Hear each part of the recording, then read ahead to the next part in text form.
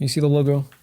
I hate these laces. All right, so I decided to upgrade to the Mizuno Wave Rebellion Pro 2. Maybe you're coming from my previous video. I had the Flash version, which is their more daily trainer. This is more of their performance line for a couple of reasons. But if you're watching this video, I'm going to give you a quick overview of the shoe. We're going to go over what I like, what I didn't like, and the reason why I'm returning them and what I'm going to get instead. Now, these are a size 9 men. I also had a size 9 in the Flash Rebellion. And yeah, if it's your first time here, my name is Fredo. I'm a hybrid athlete here in New York City. That means I run, I box, I swim, I do yoga, I do HIIT workouts, but I'm kind of just mid at everything. And that's where the fun is because I get to challenge myself. That being said, I went to my local running store and I saw these. I wasn't crazy about the $250 price tag, which is why I went with the Flash Rebellion originally. But then I tested out the Flash Rebellion, just to give you a quick synopsis, and they weren't exciting. I didn't feel anything special about them. They were just a basic shoe. And I'm used to running in the Alpha Vaporfly % whatever. I'll flash it on the screen right here. So I went to the store, I tried out some other models, and I figured I would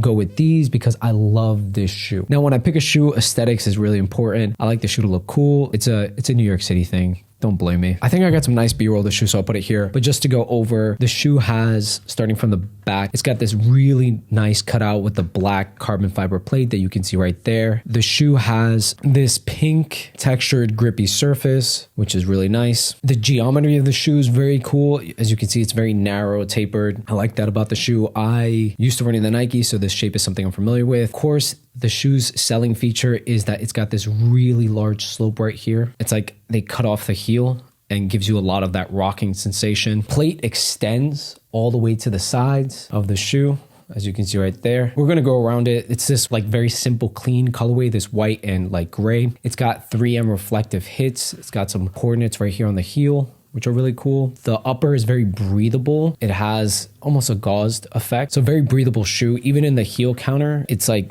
a gauzed kind of texture in there as well. The heel has like a little bit of cushion right there. And this is very thin material. It's not very sharp. Actually, when it comes to this material, some people complain that this cut into them. I didn't really have that issue. I had a different issue actually. Something to note is that when it comes to the laces are really long and there's no way to do a runner's knot on these. They don't have the eyelets for the runner's knot. So it's a quick overview on the shoe. So if you look on this side, it says Smooth Speed Boost. And then on this side, it's the Mizuno Enerzy Lite foam. I don't think this is a dual density foam. I think it's all one type of foam. Don't quote me on that. And I put these through my traditional run here in New York City, which is in Williamsburg, uphill 4 miles. I did a quick 4 miles in these. Maybe I'll put the stats on the screen. They're not super accurate stats. It was a sunset run. It's like the first nice day in New York City. So we stopped to take a bunch of pictures and get some B-roll for this video, obviously. So I wasn't doing performance, but I was going fast. And the reason I like these carbon plated shoes is because my girlfriend is really fast and I need to keep up with her. And I don't believe in just buying a marathon shoe just for marathon day. I rather have a performance shoe that I use all the time. And this shoe definitely delivers. This is definitely a performance shoe, but in that vein, because it's such a high-end shoe, I don't believe that it's going to have the longevity for me. And I'm going to give you those reasons why. So let's talk about that aggressive rocker. Did I feel that it gave me a performance enhancement?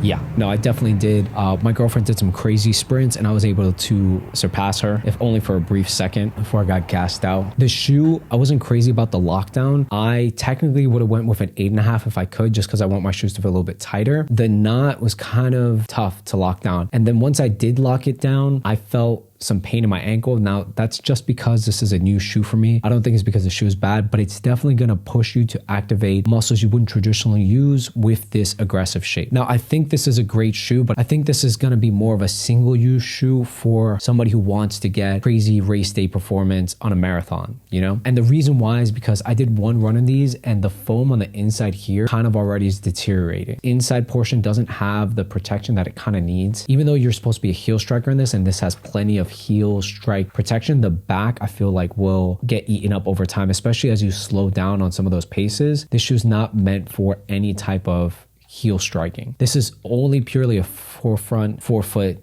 type of shoe for speed. Like, you are hitting numbers with this shoe if that's what you want. But if you want to take it easy, slow down your pace, you're going to chew through this foam, and it's probably only good for a single use. I'm going to be honest with you. And that's why instead of this, I'm probably going to go with the Endorphin Pro 4. I think that just released. They had it in stock. I tried it on. I love that shoe. I got up to like 9 10 miles an hour, testing it in the store, and that shoe felt so effortless. It felt effortless. And then when I slowed down on my pace and I kind of went to that heel, because I'm more of a toe striker, I still felt very comfortable. It was a very easy transition. And while I want a shoe that replaces my Alpha Fly, and I want something that's speed and performance, I don't want to have a single use shoe like this. And that's what I think it is. I think the Endorphin, even though it's not as sexy, it's still a very practical shoe to use. And I'm going to be switching these out for that Endorphin 4. The colorway is nice. The fit is nice. It doesn't have the aggressive rock like this or my other Alpha Flies with the AirPods or anything like that. But in terms of longevity of the shoe for paying $250, I think that's the way I'm going to go. So yeah, let's wrap this up. Let's give you a quick conclusion. Nice shoe.